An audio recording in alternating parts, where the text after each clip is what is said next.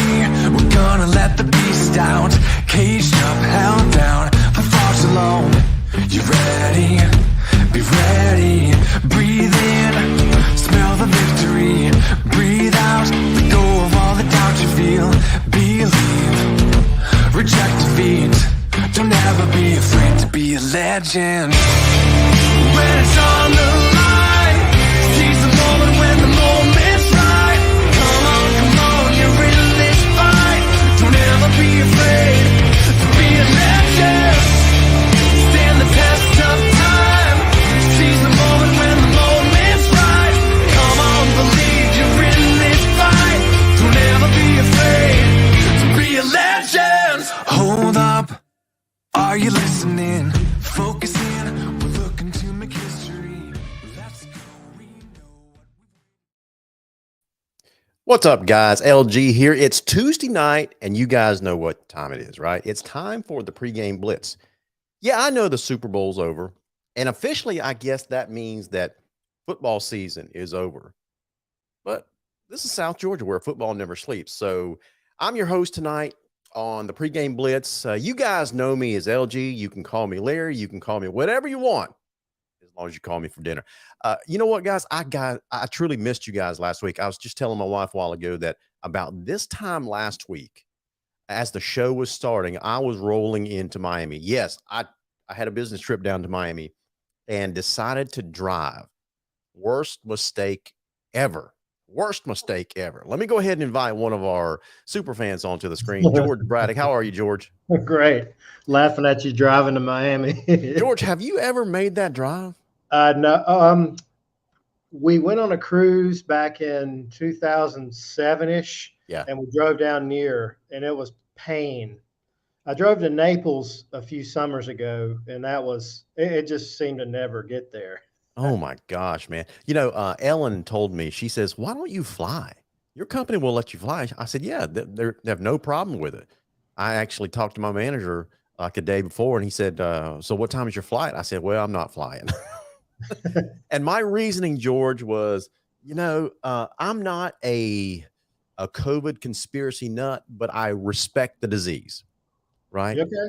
And I'm just not quite ready yet to jump on in a confined space like that for, 3 or 4 hours at a time, breathing recirculated air like you do in an airplane.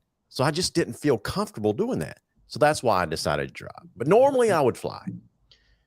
They're supposedly, they'll tell you on TV and certain news outlets that the HEPA filtration systems in the cabin are just, fantastic. It's safer than being in your own living room. I mean, there's almost hyperbole to it.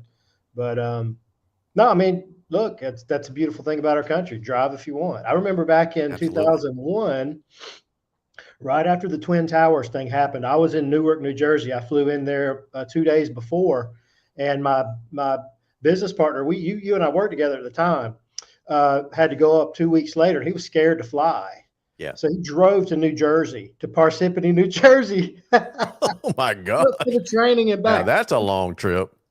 Absolutely. So I get it. If you have reservations about flying, then, Yep. But believe me, the next company trip will probably be in 6 months or so.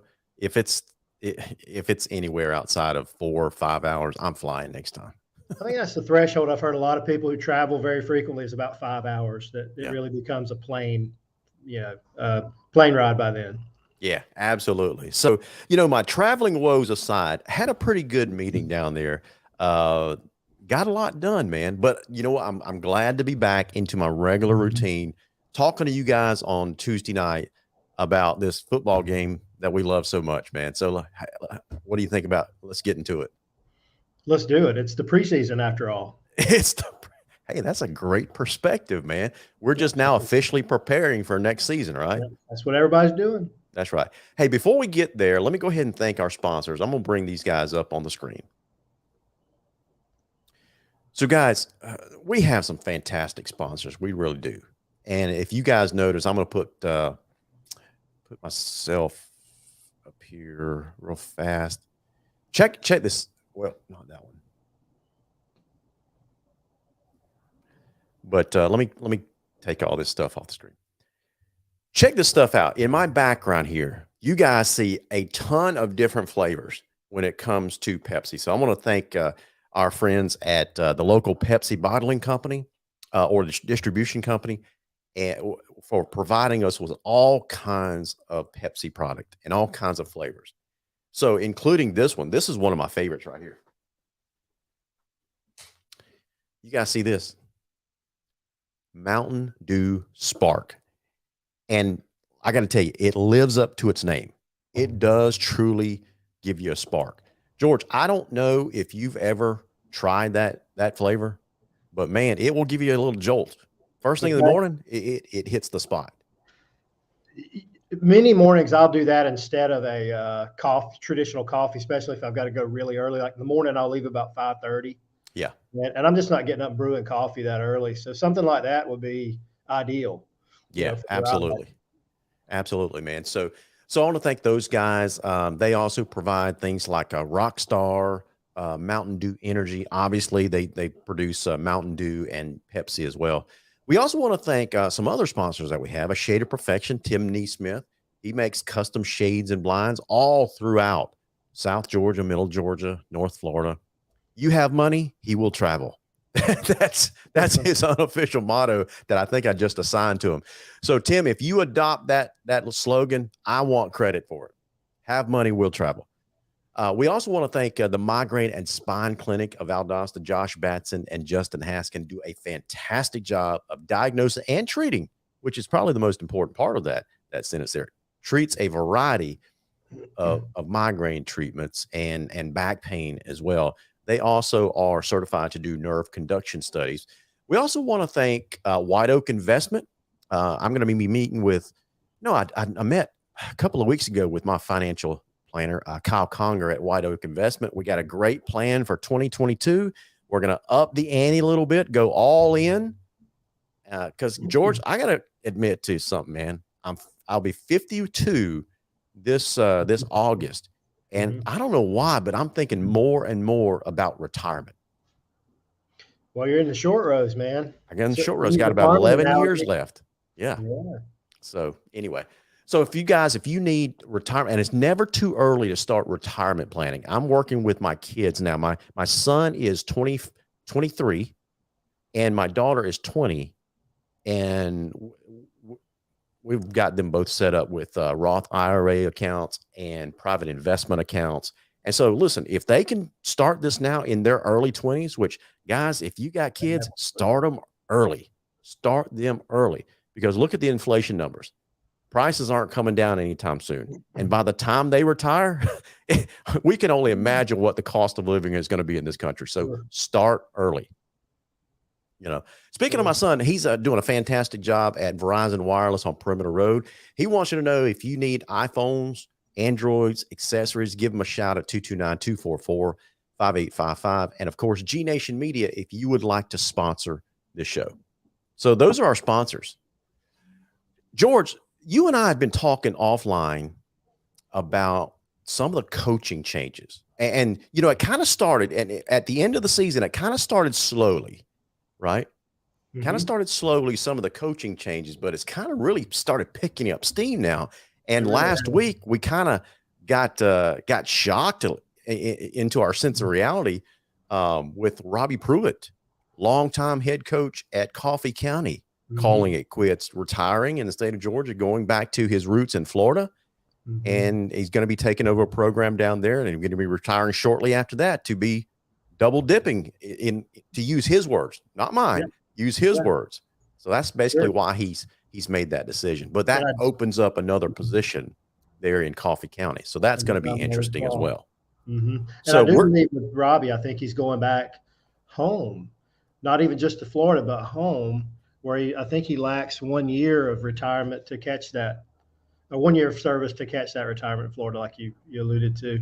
But he's also taking care of his ailing parents. I don't want to say ailing because I don't know for sure. That's right. He's going to be close to his parents. Yeah. So good for him. Yeah. But here goes the dominoes, right? Absolutely. Listen, man, I've got some hecklers watching tonight. My daughter, Laren Godwin, I just talked about her. She's 20. She calls me old man.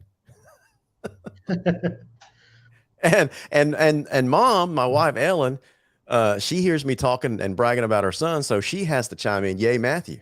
I love it. Moms love their boys, man. Love it, love it. So we got some other stuff to talk about. Franklin Webb, do you know if the LHS baseball team won yesterday? Franklin, I do. I think they did win that game, and we'll be talking about that in detail on Thursday night show on Around the Nation with the Viking Nation Live. So be sure to tune in Thursday. Right. And so this is the hottest rumor right now. Marcus Rogers says, George, who's getting the Coffee job and who's getting the Carver job? Those are great questions because those are two high quality programs that people would just want to know about, right? Sure. And so let's talk about the Coffee job for a second. You know, I kind of threw out this question earlier today. Is Coffee County a destination job? I mean, in other words, is it one of those jobs when it comes open that people from all over, doesn't matter if they're comfortable in their coaching position where they're at, if they're a big name, whatever, when that job comes open, a destination job it gets your attention and you got to think about it. Like I would describe Valdosta or Lowndes or Colquitt in our area as destination jobs. I remember when Lowndes' job came open, right? There were some national names. It got their attention. Same thing with Valdosta, right? So my question to you, George Bragg, I'm gonna put you on the hot seat. Oh boy. Is Coffee County a destination job? To an extent, I think it is. I don't think it's on the same level as your Valdosta or your Colquitt. I mean, they're both 7A programs, but I mean, like you said a minute ago, Coffee has a great community support. They have the funding. They have good facilities already in place. They've won, not necessarily a title, but they were in a title game just a few years ago. So I think to a little lesser level, they are a destination. I think you certainly get the attention of people statewide and maybe some bordering states. Yeah. But I don't think national would be a good word for it. So, Yeah, I agree with you. What about a statewide? If you're a coach in Georgia or North Florida, does it get your attention? I think so. Okay. Now, we could argue or debate whether or not it's a good fit for a coach, say, in the metro Atlanta area, depending on where they're coming from, where there's so many people in such a small, geographic area. I don't want to throw out recruiting or anything like that, but it's just a different dynamic coming to Douglas from, let's say, Gwinnett County, for example. Just totally different. You got homegrown talent, which is there perennially, but you're different ball game down here, just different brand and different community. If that's your jam, then yeah. Yeah. I hear you, man. Well, here's the way I would describe it. I was trying to pull up the history of Coffee High football. I was talking to a fan earlier this week that works over there in the Douglas area, and I asked them.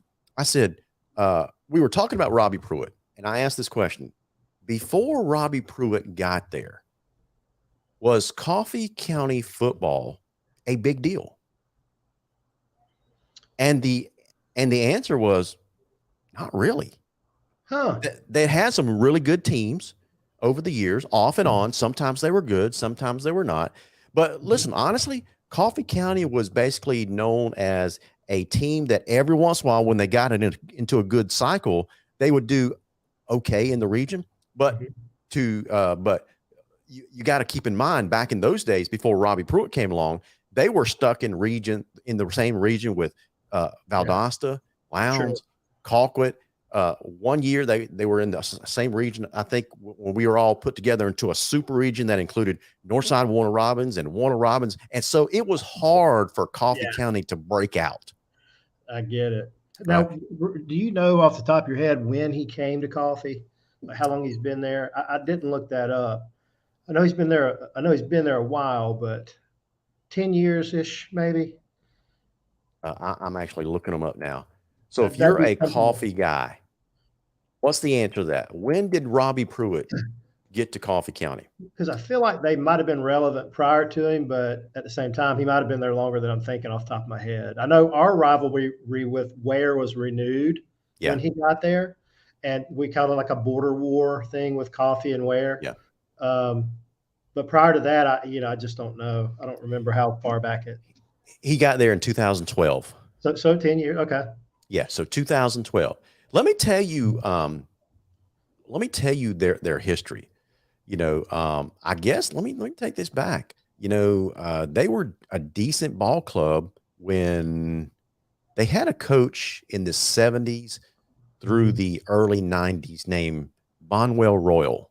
Yeah, I hear fans talking about Royal. Yeah. It wasn't stellar. He didn't have repeatedly great years every single year. But again, it looks like it does fit into what I was saying a while ago. They would get into a cycle of players. It looks like in 81 and 82, they were 12-2 and 12-1. They went to the semifinals one year, quarterfinals one year. He won the region in 1987. Then again in 1992 and in 1993. So he did have a handful of really good years. Right. Yeah. But again, it doesn't, just looking back on their record, it just doesn't, jump off the page at you. And then Robbie Pruitt gets there. And then, I think you would be hard pressed for them to find a time period where they made the playoffs like 5 years in a row. That would be that's what I was starting to think about. It was consistency, like you're saying, especially the way you framed it up. It does seem they've been consistently good with that one shot at the state title versus Lee.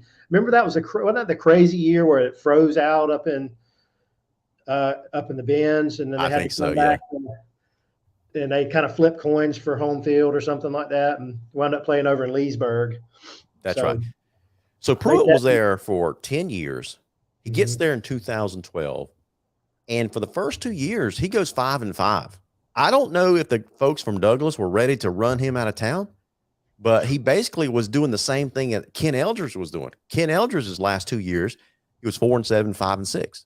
So averaged 5-5 season, right?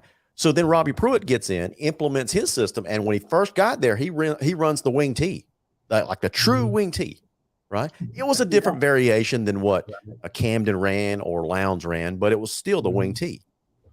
I heard him on an interview the other day on my buddy Phil Jones' show, and it was an in-depth interview with Robbie Pruitt. It was almost like an exit interview. It really was. And he was really going into his coaching philosophy and his history and his record. And he said something about the wing tee that kind of made me chuckle.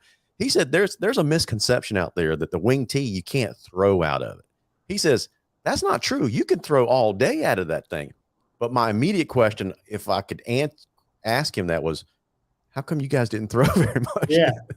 So what's your excuse? Because we definitely throw out the wing tee at Ware County from the gun.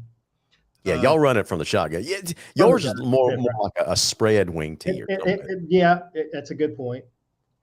Yeah, so his first 2 years, he doesn't make the playoffs, but the last 8 years, they've made the playoffs with Robbie Pruitt the last 8 years. Mm-hmm. And this last year, it was a first-round exit. But listen to this. Starting in 2016, listen to this record that he's got. Quarterfinals, finals. That year they went to the finals in 2017. Mm-hmm. They should have won the state championship. They missed a makeable field goal at the end of the game against Lee County. That was the year that you were talking about, where they were supposed to be playing in the bins. They had to shift the finals all the way down to the home stadiums, and they played in Leesburg. Yeah. So the Trojans have a last chance to kick a game-winning field goal. Kid missed the field goal. Man, I feel bad for that kid. I really do. Yeah, for and they end up losing the game. In Simpson, they've had some stellar kickers. Absolutely. Tug Vaughn is an Army commit. There was a left-footed kicker, Sailor maybe. Yeah. Outstanding kickers at that school. So it's funny that was their Achilles heel that game, and I know, right? The year before they really came out with the kicking game. Yeah, and so in 2018, then he goes quarterfinals, semifinals. Then last year, first round exit. But man, Uh, he had him on a roll there. Now, Yeah. Ben Franklin, Ben Beam makes this keen observation. He says after the first 2 years, Coffee drops down a class to 6A. Now, I guess technically it wouldn't be they dropped down a class. A new class was created and they stayed in class 6A. Right. They didn't and other teams moved up to 7A. But then they dropped down. But then they dropped down to 5A.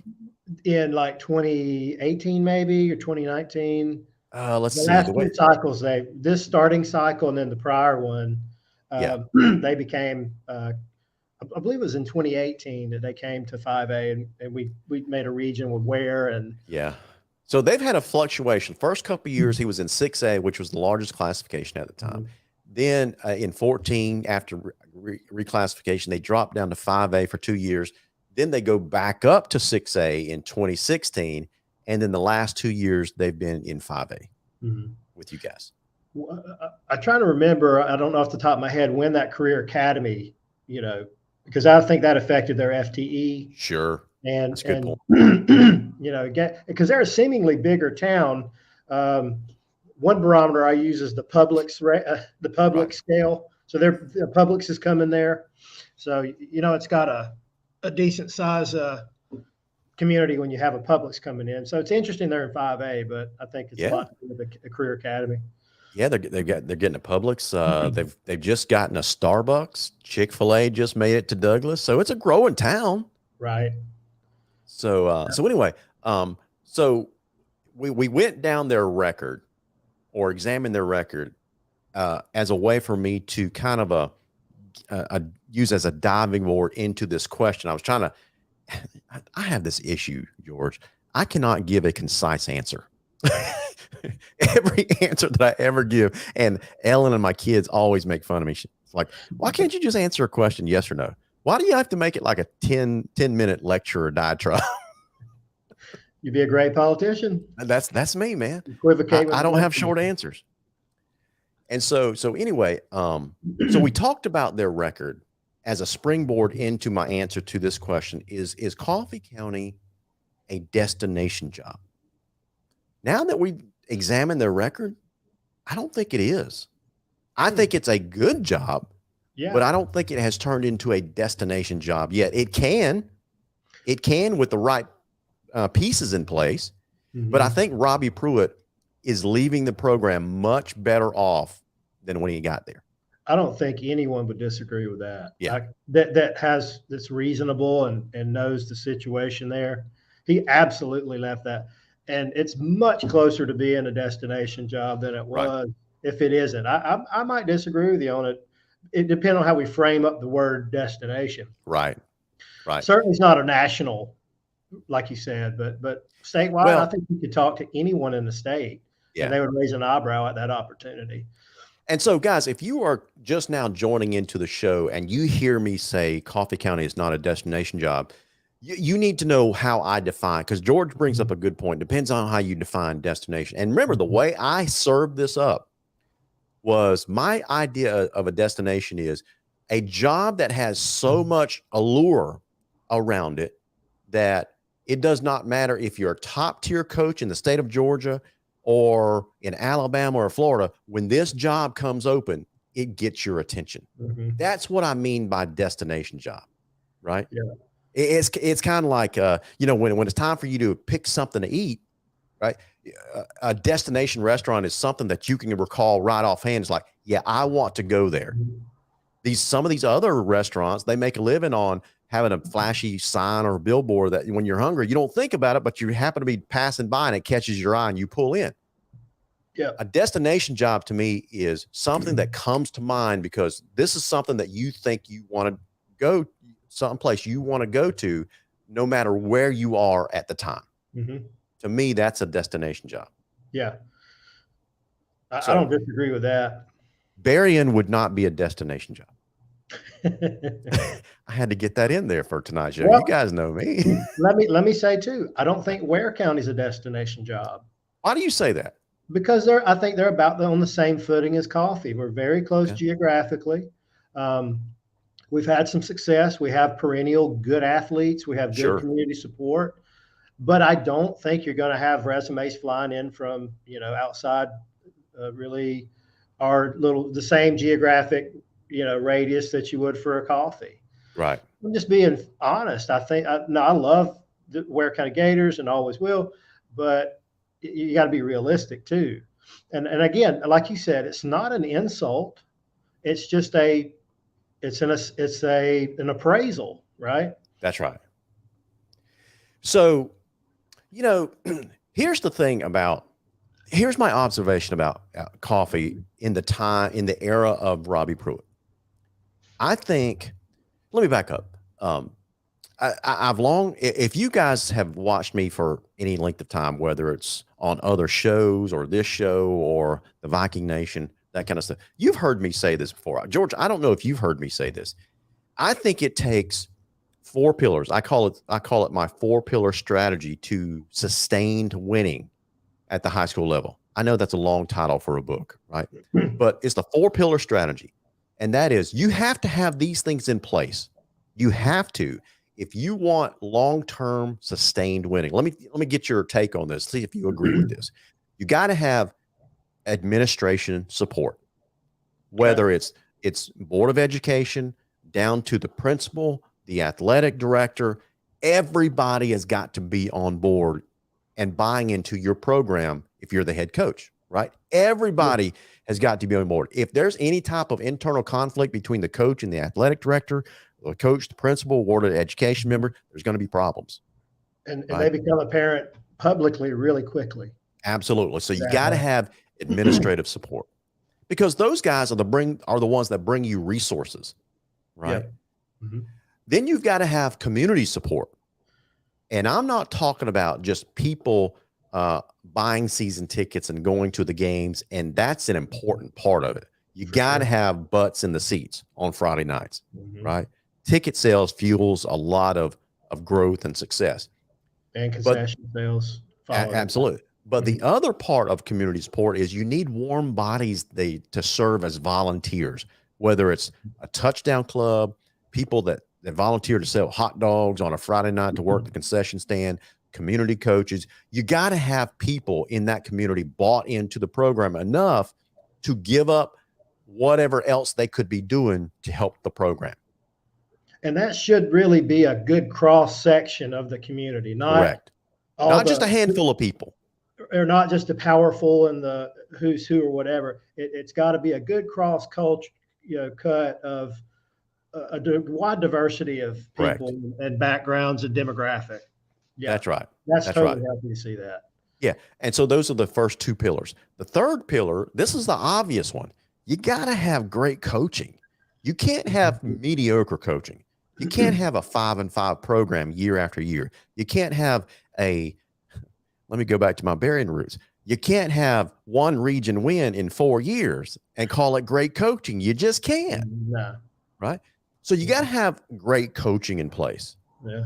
And then finally, you don't have to have great athletes, but you have to have good athletes that are coachable. Yeah.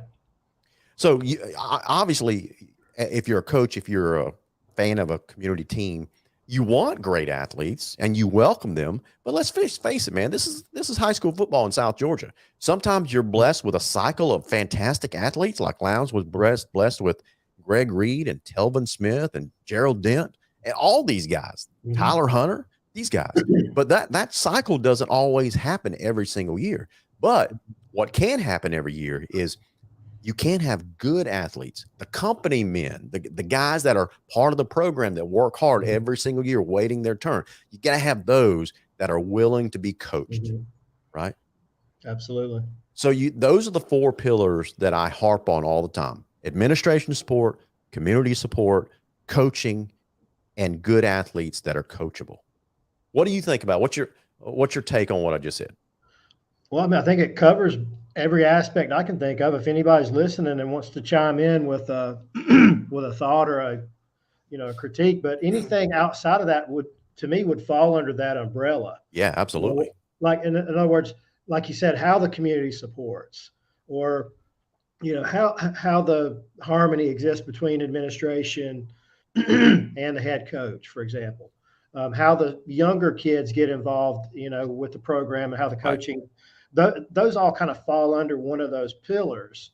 So I agree. And when we see it you talked about that when you talked about what makes a good program, but there's 3 or 4 pillars to that. And there's all kind of interlap with that. And you see it over and over again. Even if you see a program like a Buford that they take their fair share of shots about recruiting and all this, but someone just broke down their last, I think it was the last 12 Division I recruits. And I think only one of them came in after 8th grade. Right. So tell me again about the recruits, because they were all there from 9th to 12th grade. Absolutely. So sounds like a misconception that people have about some of these programs. Now, I'm glad you brought up recruiting. In my 4 pillars, did I ever refer to the need for recruiting?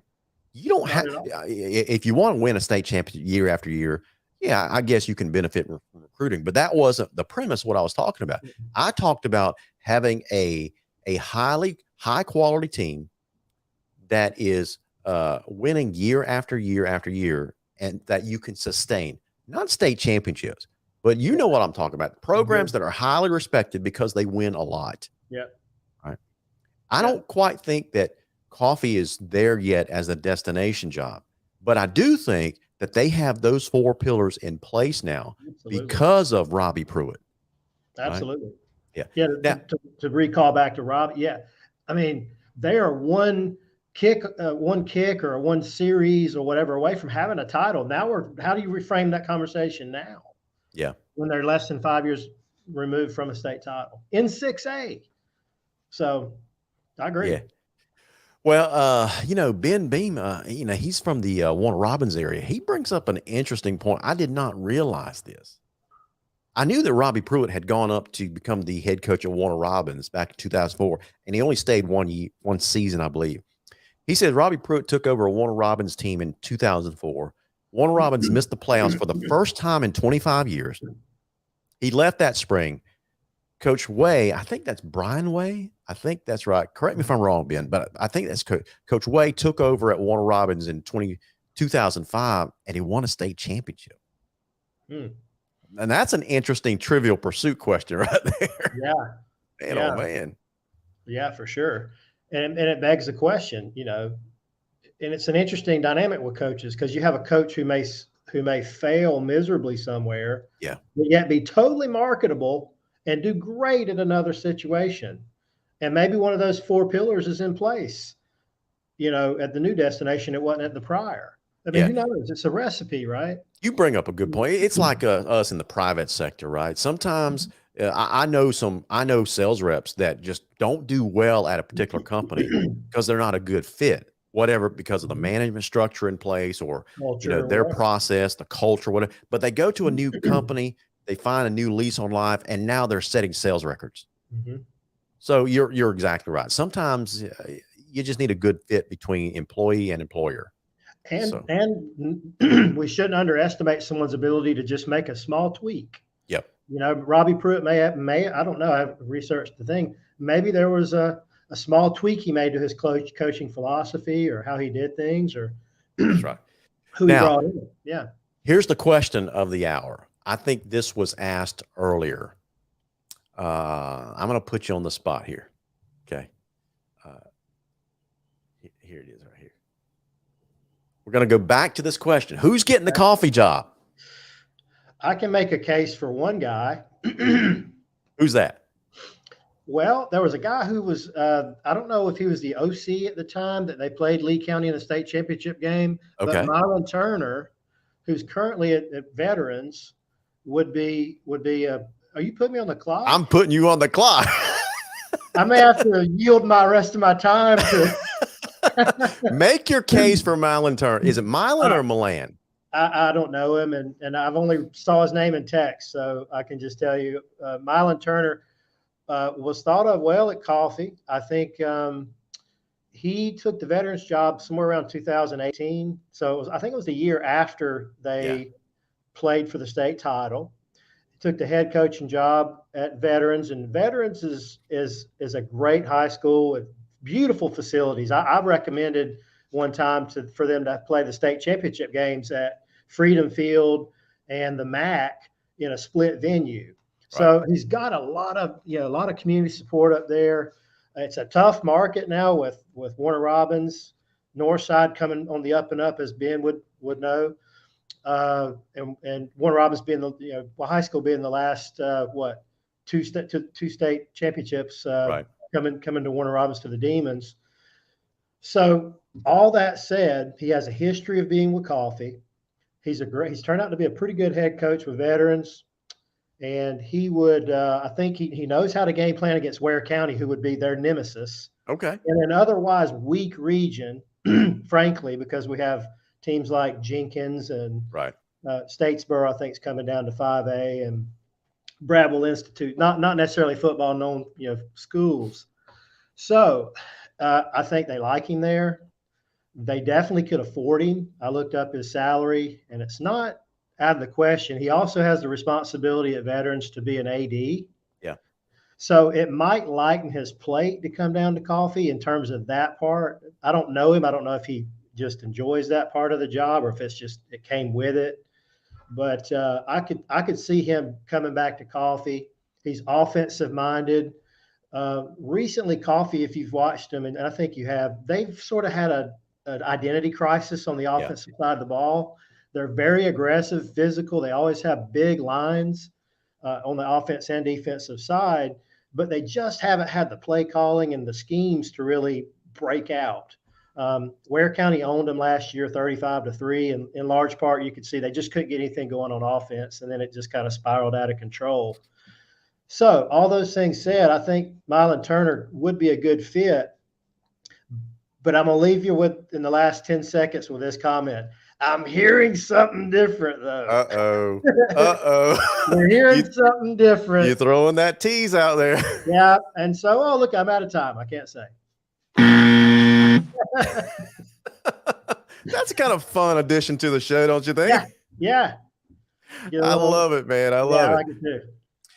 All right, so our buddy Chris Pace is joining us on the show in the comments section. Chris is a huge Coffee County fan. He played for Coffee County back in the day, right?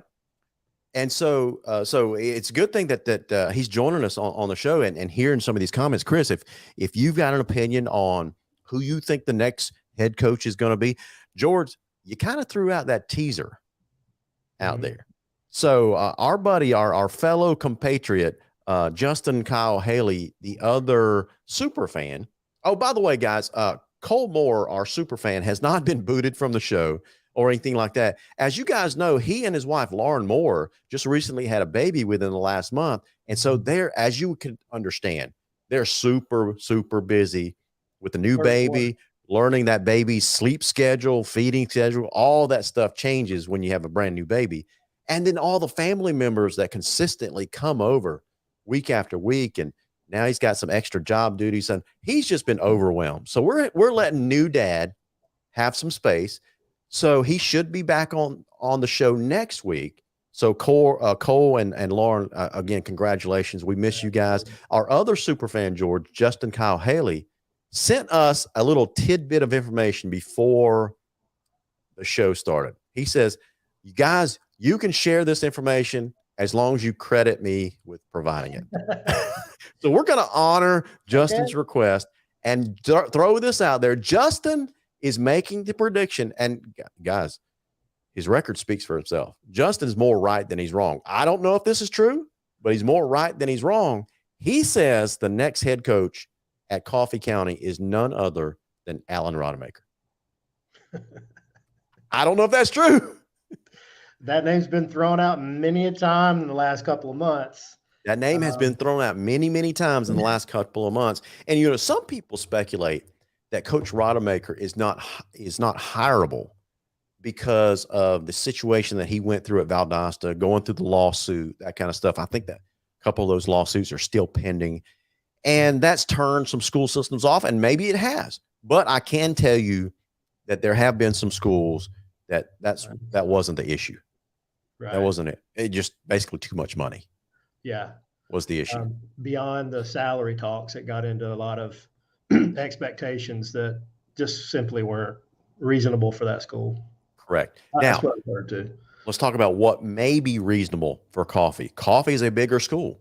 Like they're used to playing in the big leagues at the the higher classifications. Mhm. Yes, they've dropped down a couple of classes since then, but man, oh man, George, they've got the resources. I talked to a Coffee fan the other day who shall remain not nameless. It's funny, George, when I talk to these guys, What is the deal with? they tell me all the time, yeah, you can share this, but don't attach my name to it. Okay. So I respect that. As long as it's almost like saying to me, this is off the record. It's basically the same thing. You can share this, but don't you dare attach me. That's how you protect your sources, right? So I talked to a big Coffee fan the other day, and he says Coffee's got money. Sure. And they're not afraid to spend it for the right coach. They're not afraid to spend it. So we're going to see if that's true or not. Because if to get Coach Rodemaker, he's going to require payment. He's going to want to get paid, if you know what I mean. Absolutely. They are, and they're improving their facilities around Jardine Stadium. If you've been recently, you know what I'm talking about. They are creating a nice place over there. Yep. They could work on the visitor side amenities, but baby steps. But that's right. My critique on Rod with that situation is, isn't he a defensive minded coach? He's a DC by trade, and he is. I just think that I feel like they could go in an offensive minded coach direction. Now, you're only one OC away from making a great team, right? But I really think they should go in a different direction. But if the Godfather Justin Kyle Haley says that's who it is, then let me allay your fears as far as offense, because you got to admit the last couple of years with Coffee football. Well, I can't say that. Just this previous season, their offense kind of struggled with a little bit. Scored 276 points over 11 games, right? And so, on the surface, George, that's still 26 points per game. Yeah, and some of those teams were like Wayne County, who had a really, really rough season. They were 0-10. Half the team left. It was and so everyone was beating them by 40 or 50 points. Right. Now, but since 2014, Coffee County has not had a problem scoring. In 2020, this kind of surprised me. In 2020, they scored over 400 points. In 2019, they scored 430 points.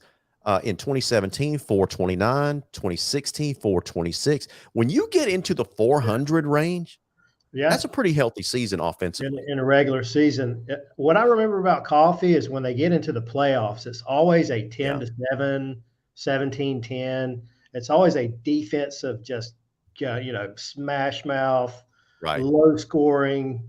They lose by a field goal or touchdown. It's extremely low score. That's kind of what I remember of Coffee and their offense, is how they do, in games, say 11 through 13 or 14. That's right. And so here's the thing, what I was telling you about a while ago. Now, Rodemaker is known, I think everybody recognizes his defensive prowess, regardless of what some of our Colquitt County fans think of him from his performance last season as the DC over in Colquitt County. But he is known for his defensive prowess, right? And when he was the head coach at Valdosta, he made some pretty good hires on the offensive side to basically run the offense. He stole Tucker Pruitt away from Lowndes in 2016 and won a state championship with him. And then after Tucker Pruitt went to Fitzgerald to become head coach, Marcus Rogers, help me out. Who did he hire after that? I think he hired Josh Crawford. As and Josh Crawford is known as an offensive-minded coach. Yeah. And so, that's what I like about some of these coaches that have an expertise in one area. They're not afraid to hand over the reins to someone that has an expertise on the other side of the ball. If they're not afraid to do that. Correct. And you can't say that about every coach, but some coaches are micromanagers, man. And they want their hands in everything. Right. I won't bag on my own, but if he's demonstrated that in the past that he's willing to do that, then okay. I still like Mylon Turner, and I've gotten a little birdie chirping in my iPhone. Maybe redacting his comment from earlier. No, I may have had backing that it's Mylon Turner. I think it was after the 3 minute. I think it was after the 3 minute talk. Justin Kyle Haley now decides that it's Mylon Turner. I imagine what happened was everyone heard me talk about it and immediately changed their mind and decided. Probably it, man. You are the coach whisperer. I mean, it's a good thing that I'm not narcissistic too. So Marcus Rogers, he says, Justin Kyle Haley, I hope you are right again on this one. So for the record, Justin is changing his answer after he phoned a friend, and he says, nope, it's not Alan Rodemaker. It's Milan Turner. So there you go. There you have it. Is it Rodemaker? Is it Turner? Is it Probst? No, I just threw that one out there just to see what you got to say. But right. Man, how interesting would that be? Rush Probst in Coffee County. That would become a destination. Now y'all don't be taking that tidbit. Don't be, parsing this video just as to get that soundbite that says, Larry says that Probst is going to Coffee County. No, that was just me throwing out that name out there just to be funny. But that would be interesting. Oh boy, it would. And for us down to the neighbor to the south with the border war, absolutely, it would be a blast. Mm-hmm. I could tell you right now, if Rush Probst ever goes to Coffee County, Ware County would not win another region championship if they're in the same region. Why are you laughing, man? Because it's so silly to even think of him being in Douglas. I know, it really is, isn't it? I wonder how hard he would recruit some of our talent, right? That's right. And everybody else. Listen, man, your reputation of being a soothsayer is spreading. Ben says George is making things move. I mean, happy to help. Yeah. Hey, let me say, he game planned so well against Ware County last year, Mylon Turner. Yeah. They almost beat us. I know. Right? Touchdown. They had a game plan. You can say we came off and overlooked them and all this. That's fine. But those boys played, and he had a great game sure plan. did. He knew how to. He outcoached Strickland in that game. And yep. Listen, big Cat fan, Calvin McGirt. I think this is the first time I've seen his name out there. Hey, Calvin, welcome to the show, man.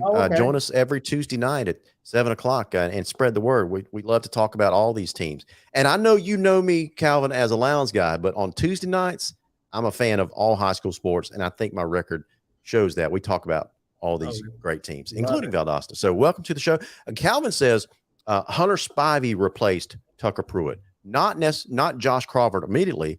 So Calvin, I don't know how long Hunter Spivey stayed there before Josh Crawford became the offense coordinator. Maybe you can help us understand that. Marcus Rogers says Pruitt in 16, Spivey in 17, Josh Crawford in 18 and 19. There you go. Ask and you shall receive. There you go. So do you think the money will be right for Milan Turner? I think it could be, Larry. I looked up his all the stuff is public record, open salary, or I think it was called Open Georgia. Yeah. And he's the AD / head football coach. Right. And interestingly enough, I want to get your take on this. Do you know who votes on that? Who's that? You're thinking Veterans High School? It's the Houston County Board of Education. Yeah. Isn't that interesting? Yeah. So there's Houston County, high school. Yeah. There's Northside. There's several high schools, but apparently that one Board of Education deals with more than just one high school. Correct. So they have 5 high schools in that county. Yeah. So I don't know, how many boards of education they have. Just one. Isn't that interesting though? How do you? Yeah. What if one guy wants to go from one to the other, and they're like they have to? That's what Gwinnett. That's what Gwinnett County has to deal with. Yeah. Isn't that interesting? And so, for the teams in Houston County, it's interesting that you bring them up. From what I understand, when an opening comes up, they would rather promote from within. Okay. Right. As an assistant from another team to head coach. Hey, the phone lines are ringing. Let's welcome to the phone. Hey, caller, welcome to the pregame blitz, man. What's on your mind? Hey, LG, it's Marcus. Marcus, how are you, buddy? Hey, Marcus. Good, man. Hey, George, how you doing, buddy? I'm great, man. Good to hear from you. What's on your Good mind, to hear Marcus? y'all. I just wanted to call in. I don't know if you saw my comments, but under Coach Rod, we had Tucker Pruitt for 1 year. Then we brought in Coach Hunter Spivey from college. He was in a college rank, lower tier college ranks for a while before he came to us. Brought him in for a year, and that didn't work out. So we brought in just Josh Crawford for 18 and 19, and you saw a vast improvement each year with the offense. Hey, Marcus. Uh-huh. Now that you called in, I'm gonna ask you to be a good sport and play along. Okay. I'm not gonna put you on a 3-minute timer. Okay. But I'm gonna give you 1 minute because the buzz around town is that this upcoming season, watch out for Valdosta. I know you guys are coming back up to Region 17A, but watch out for Valdosta, man. They got something in store for this region, right? That's what they say. That's what they say. So I'm gonna give you just I'm just gonna give you 1 minute, right, to give us give our audience why Valdosta is going to be the real deal this year. You good to play along with that? Yeah, All right. I think we're hungry. We've got something to prove. A lot of naysayers came out last year. The Boo Birds.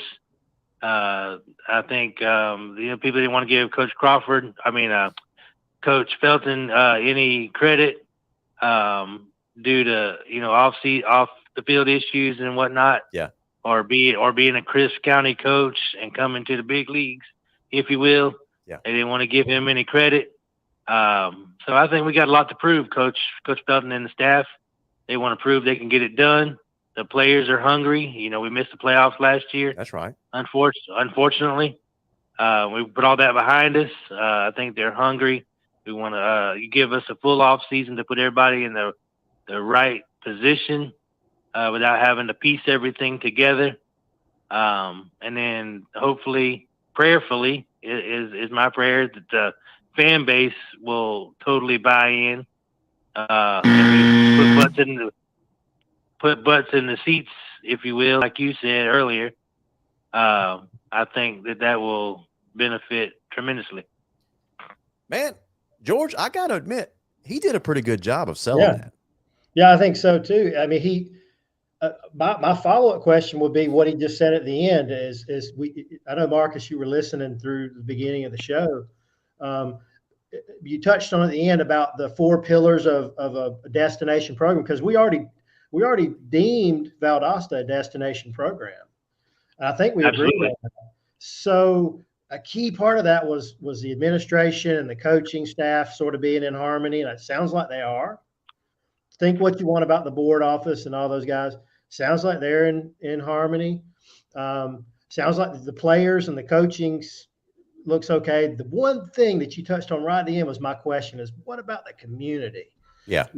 Are we still fractured? Or are we starting to heal up and rally? Great question. Is it going to take some W's before the other folks come around and say, "Oh, okay, we're back in the saddle, baby. Yeah, here goes the Cats." Unfortunately, I think you hit the nail on the head. We've got to get wins. But unfortunately, there are some out there that are fractured, and they're letting their emotions keep them away. Yep. And to me, that's got to be. We've got to flush it and move on. None of us liked. Well, I won't say none of us, but the majority of us didn't like the way things happened. But I've made a post a while back, LG, you probably saw it. I've been a fan since '89 when I moved here. That's right. I haven't liked and agreed with some of the coaching decisions that have been made. But you got to put all that aside and do it for the kids. That's right. And I think it's time to do that. I agree with you, Marcus. Before we let you go, man. So if Felton doesn't get it done this year, are you ready to switch your allegiance over to the crimson and white? No, never. Oh, Lord. I had a feeling that was coming, George. I wouldn't do that if that was my last choice on earth. Oh my Wow. gosh. Just like I wouldn't choose I wouldn't switch my allegiance to that team up in Athens. I don't care how good they think they are. I'm not switching. You know, You're a Florida fan, for the record, right? George. Yeah, I mean, not George, but Marcus, since you bring that up, before we end the show tonight, I want to make sure people understand. Thank you.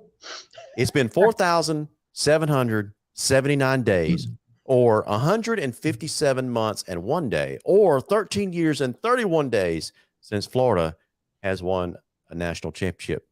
So, Marcus, you guys are on the clock. I've got. It's okay. We'll get back. Don't worry. I've got a kid going into 9th grade next year that's wasn't even alive when Florida won a national championship. Yeah. So I think unfortunately Florida's made some of those bad decisions as well in the coaching ranks. We kid, but life is always better when Florida's good and when Auburn's good. You know, not just Bama. Well, right. You know, I don't know about Auburn, but I'll go with the Florida one. But when Auburn's good and Florida beats Auburn, that tastes better. You know, it's just nice. Yeah. All right. Well, Marcus, man, we appreciate your call, buddy. Hey, call more often. Good to talk to you. Yeah, we'll do. All right, man. Have a good night. All right, guys. Y'all have a great night. See you, man. Bye-bye. Marcus, a big Wildcat fan. We appreciate his call. Guys, in the last couple of minutes of the show, George, we wanted to make sure we touch this base as far as coaching changes goes. You know, Byron Slack, he's making some interesting decisions up in Cook County.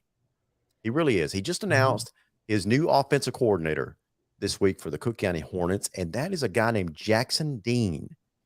For guys that are around here, I don't know if you guys recognize that name, but Jackson Dean is not a stranger to offensive football.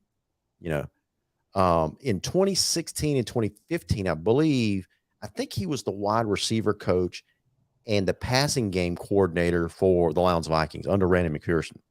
Then he gets drafted, basically, moves up to East Coweta, Sharpsburg, Georgia, and becomes the offensive coordinator for the East Coweta Indians. And I was just looking over the record. They scored some points under his tutelage as offensive coordinator.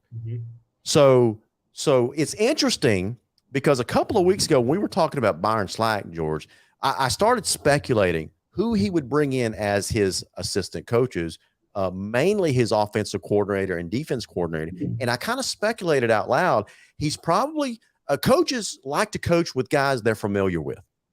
Yeah. And I believe that Byron Slack and Jackson Dean may have coached together at Lowndes. I think that might be right. So that would make sense. So he goes out and finds someone that he's comfortable with. Sure. To run the system that he liked when he was at Lowndes, and what he liked when he saw what Jackson Dean was able to do with the East Coweta Indians. What size school? I'm thinking they're a 6A or 7A. Am I correct on that? East Coweta is a 7A school. Yeah. Yeah. So do you think with coming from 7A down to 2A? 2A, yeah. Do you think he'll be able to implement the same type of offensive scheme with a smaller school like Cook County? I think so. It's not a complicated system. It's not one of these power spreads or anything like. It's not the wing tee, right?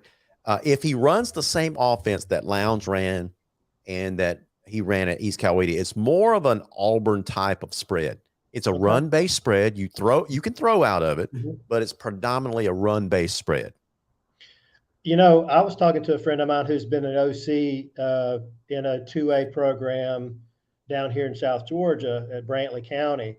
And I asked him what scheme he ran, and he said a spread. Yeah. And so that's not necessarily a 7A, 6A type offense anymore.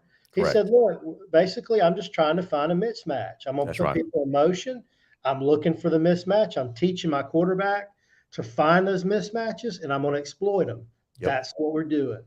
So why not? Why That's not right. run it at a 2A school or 1A school for that matter? So you bring up an interesting point because Jackson Dean, I believe, was the offensive coordinator at East Coweta and the quarterbacks coach. So if you're a quarterback in the Cook County system, look out, man. You're about to be developed. can you imagine really a are. dual threat quarterback who could go through reads quickly and have the ability to run if they're only sending 4 and dropping back That's 7 right. or something. Ooh, he could be trouble. Yep. Yeah. Now, it's just a matter of now Jackson Dean, since he's being put in charge of the offense, right? He's probably got a staff in place now. He probably inherited some offensive assistants there at Cook County. But, as time progresses next year and the year after, as those coaches, cycle out of there through attrition because they go off and join other programs, and then they have to replace those offensive assistants. Guys, keep your eye on this. Byron Slack and Jackson Dean are going to raid some assistants down here in South Georgia, especially the guys they've coached with in the past. Mm-hmm. So keep your eye on your assistants. Lock up the chickens because the fox is coming. Right? And like we talked about earlier, with some W's and some momentum, people start scratching their forehead going, that's not far off the road. Even if you live in Tifton, right, Moultrie, Valdosta, you name it, that's not a bad commute to Adel. That's exactly right. Not at all. Just right up 75. So Cook County is that sleeping giant, man. Keep an eye on those guys, right? Hey, guys, that's going to wrap it up for our show tonight. Hey, it was great to be back live. I know we ran a live show last week, but it was a pre-recorded. It was a previous episode that we ran at the live hour last week. But we're glad to be back live and in person this week. So, y'all, if you like what you hear, if you like what you see, even you Cat fans out there, come back and join us next week, next Tuesday night, 7 o'clock. Same time, same hour, same channel. And by the way, speaking of channels, George, I don't know if I've told you this yet, but I've just implemented the technology that we are sending our feed out to 5 different destinations now. Oh, 3 Facebook channels and 2 YouTube channels. Okay. And pretty soon we're going to be streaming on Twitter as well. So good stuff, guys. Stick with us. With that said, guys, he's George Braddock. I'm Larry Godwin. You guys have been watching the Pregame Blitz. We will see you guys next week. See you guys. Out. Bye now.